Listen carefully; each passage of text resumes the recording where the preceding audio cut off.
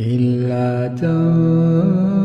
تنصروه فقد نصره الله إذ أخرجه الذين كفروا ثاني اثنين إذ هما في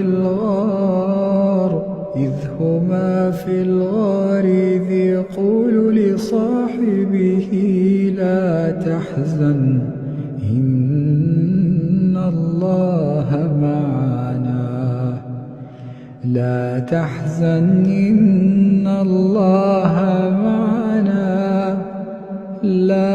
تحزن إن الله معنا فأنزل الله سكينته عليه وأيده